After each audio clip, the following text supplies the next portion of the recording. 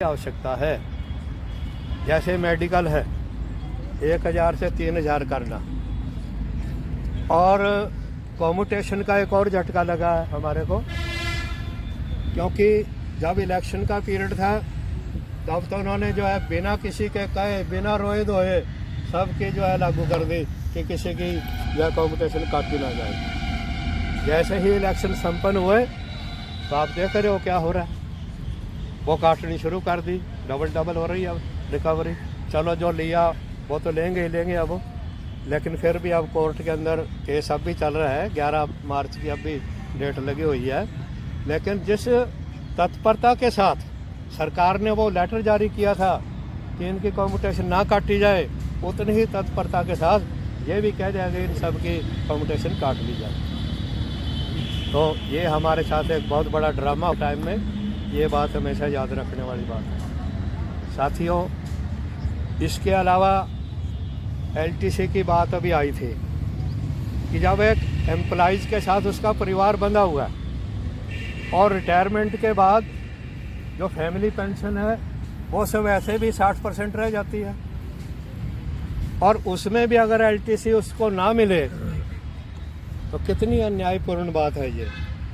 अब ये सरकार मान क्यों नहीं रही?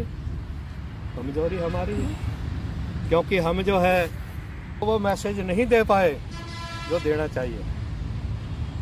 अब एक तबका हमारा ऐसा, हम तो फिर भी अपने परिवार के अंदर सुख दुख सहन कर लेते हैं, लेकिन उनके अंदर बड़ी आफत आती है। हर स्टेप पे उनके साथ जो है दुर्व्यवहार होता है, चाहे सरकार के लेवल पे हो चाहे परिवार के लेवल पर हो। तो उनकी भागीदारी, मेरा हिसाब ये है मेरे हिसाब से कि उनकी भागीदारी बढ़ानी चाहिए, क्योंकि अब यहाँ देखो हम बैठे हैं, एक भी महिला नहीं है, जबकि बराबर की है वो। अब जो बेनिफिट मिलेगा सबसे पहले उनको मिलेगा, हम तो क्या पता फिर भी लटक जाए, उनको ज़रूर मिलेगा।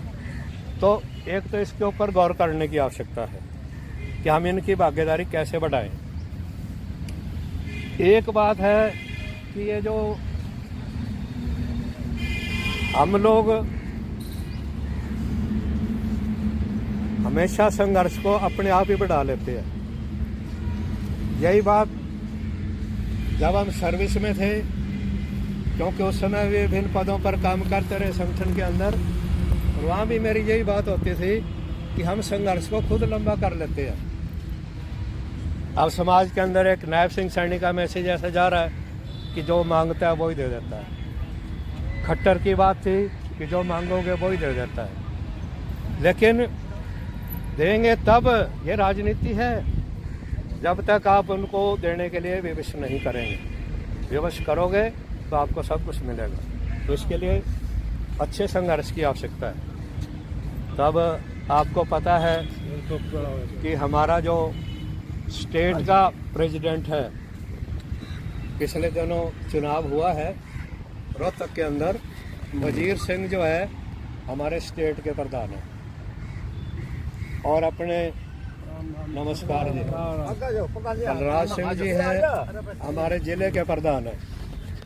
तो अब क्योंकि अब नई कार्यकारिणी बनी है, पुरानी कार्यकारिणी लगभग ठप जैसी थी स्टेट की, केवल वहाँ पर वो लोग जाते थे जिनका कोई अस्तित्व नहीं था।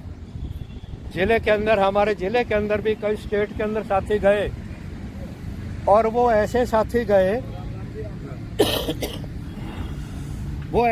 गए जो अपने आप को ही नहीं संभाल सकते, और वो स्टेट में क्या करेंगे भाई। और मैंने ये प्रश्न उठाया था भाई, जो साथी अपने आप को नहीं संभाल पा रहा, उस साथी को आप स्टेट में क्यों भेज रहे हो? वो तो एक प्रकार का बोझ है।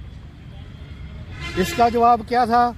कहते जी कोई सीनियर आदमी भी रहने चाहिए। अरे सीनियर तो सारे ही है, ये रिटायर्ड कर्मचारी संघ है, इसके अंदर तो सारे सीनियर है, जूनियर तो है ही नहीं कोई भी। सब ने, किसी ने 30 साल की सर्विस, किसी ने 40 साल की सर्विस, किसी ने 45 साल की सर्विस की हुई है, और संगठनों में रहे हैं, काम करा है। तो सीनियर जूनियर का एक आदमी जो है कुछ कार्य ही नहीं पाता। मेरा ये विचार है कि स्टेट के अंदर वो आदमी होने चाहिए जो एन गोली की तरह चले, और अच्छा अच्छा संदेश जाए स्टेट के अंदर। फिर एक बुजुर्ग है, बहुत ही 85 साल का आदमी, उसको वहाँ बैठा दिया और वो शारीरिक रूप से बहुत ही परेशान है, उसको भेजने का क्या लाभ है? क्या आप इस बात से सहमत हैं? बिल्कुल, तो होना चाहिए ये।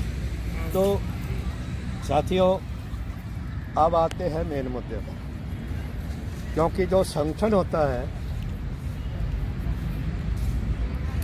उसका मूल्यांकन उसकी मेंबरशिप से होता है।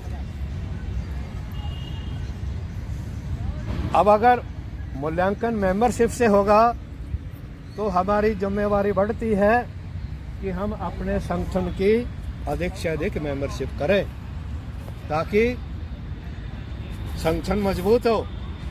पिछला इतिहास क्या कहता है?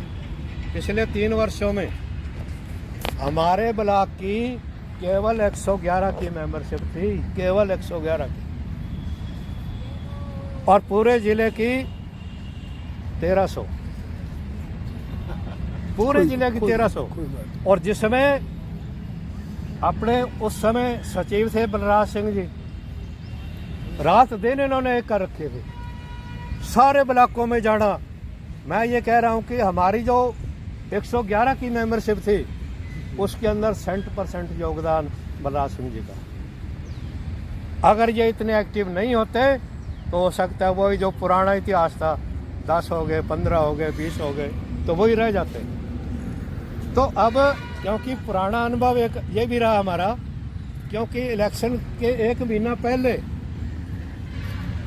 हमने मेंबरशिप जो है क्रांतिकारी लेवल पे शुरू करी 1 महीना पहले, और उसके बाद जिला का इलेक्शन आ गया, उसके बाद स्टेट का इलेक्शन आ गया।